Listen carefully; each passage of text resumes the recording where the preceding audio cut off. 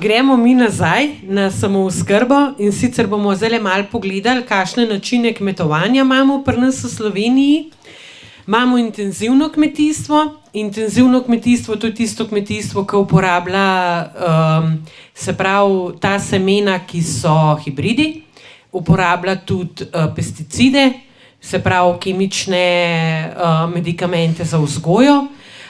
Je pa to, pri nas se tega ne uporablja veliko. Tudi če mi mislimo, da pri nas se uporablja izjemno veliko, tega ni res.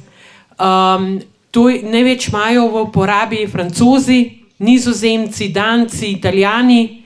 Oni res uporabljajo enormne količine tega, tako da iz tam uvožena ekološka zelenjava je bistveno slabše kvalitete, kakor pa pri nas iz intenzivne pridelave pridelana domača zelenjava in sadje. To, da boste vedeli. Potem imamo, da počak malo, no, prosim. Nit mi zmeraj poderaš. Vse dobo mikrofon. Potem imamo ekološko kmetijstvo. Pri nas je večina ekološkega kmetijstva pod certifikati. Jaz osebno teh certifikatov in ekološkega kmetijstva ne podpiram, zato ker ti ekološki certifikati so tako dragi, da zvišujejo ceno ekološko pridelani zelenjavi. Mi imamo tako dobro zemljo v Sloveniji, da bi lahko vse ekološko pridelovali z avtohtonimi semeni, pa bi vsi komot pa dobro živeli. Brez problema. A ne? Tako da jaz, kar se tiče tega ekologije, ok, imam pač svoje mnenje. Potem imamo permakulturo, imamo biodinamiko. Biodinamika, pri biodinamikih je meni to všeč, ki znajo uporabljati luno. Pa te preparate iz roga. To so odlične stvari. Jaz recimo uporabljam luno, pa kdaj saditi na katere dneve. In vam povem, resnično drži, če sejete gomolnice na dan za gomolnice, jih okopavate na dan za gomolnice in pobirate na dan za gomolnice in jih takrat tudi skladiščite, jim bistveno podaljšate uporabo in shranjevanje. Jaz sem na ta način do aprila skladiščila peso in korenje. Res drži. A ne? Kupite si uno knjigo, vse ob pravem času, tam noter imate čudovite nasvete, kdaj kaj saditi, kdaj okopavati, pa kdaj pobirati in skladiščati. Res drži. Tudi pridelki so veliko večji, če uporabljate luno in pa se pravi koledar po Mariji Tun. A ne, to vidim, da že poznate, ampak za tiste, ki še ne, to je res drži. Iz prve roke. Ja, to pa definitivno, lejte, ko greš na njivo, greš za res s tisto dušo, da se sprostiš, da nekaj pridelaš za družino, pa recimo jaz, ki se pač ukvarjam tudi s preživetjem prav dobesedno, a ne, ko pridejo na tržnico ljudje pa rečejo, to je pa toliko dober. A veste, da ga ni denarja, ki to poplača? A ne? Pa ti pridejo še, pa Mateja, boste še imela. Kumarce so bile tako noro dobre, da so mi že oktobra vse zmanjkale. Vložene v domačemu hruškovemu kisu.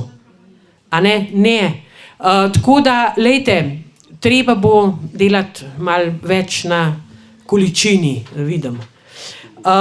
Potem imamo hidroponiko, to je gojenje na vodi, ko v bistvu korenine od solate, a ne, plavajo dobesedno v vodi, ki je polna teh kemičnih snovi, a ne, od, ne vem, kaj vse rab solata, teh mikro pa makroelementov, a ne.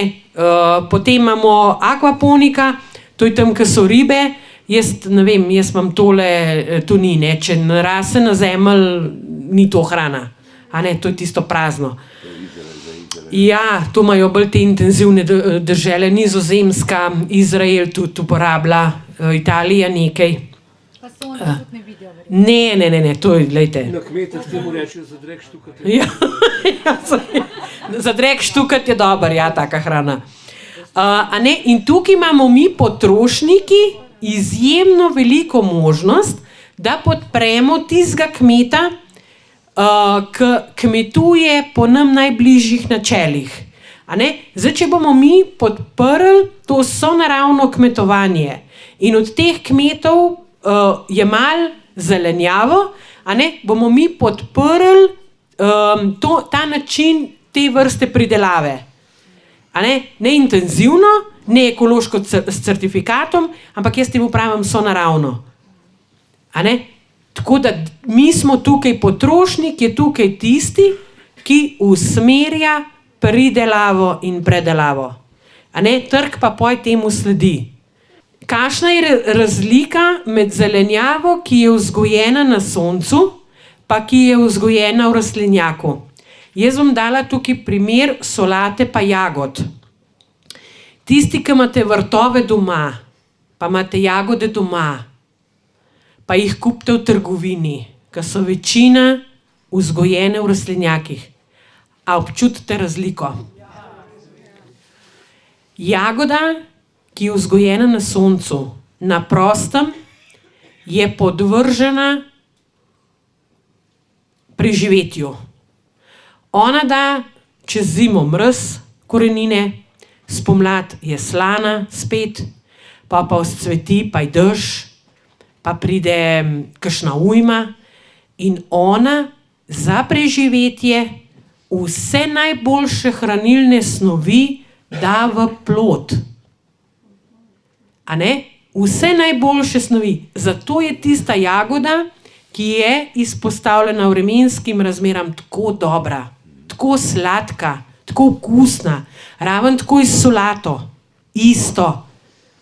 Če kupite solato ali pa če jo doma pridelate, pa jo enkrat kupite v trgovini pozimi. Una je tako, ko bi plastiko jedel. A ste to že doživeli?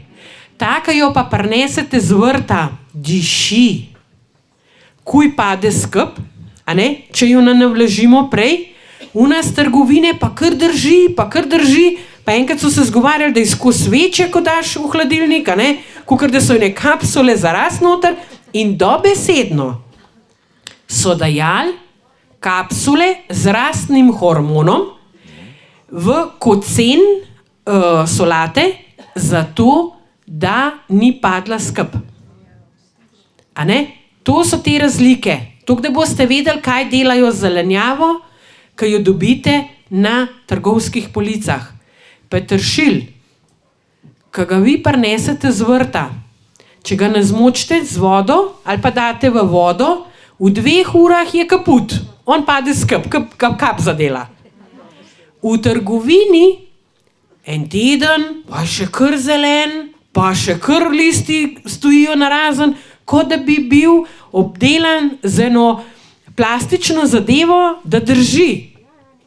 A veste, zato je pa rekel prej Miran, da so to, povoska niso, da so to prehrambeni artikli in to ni več hrana.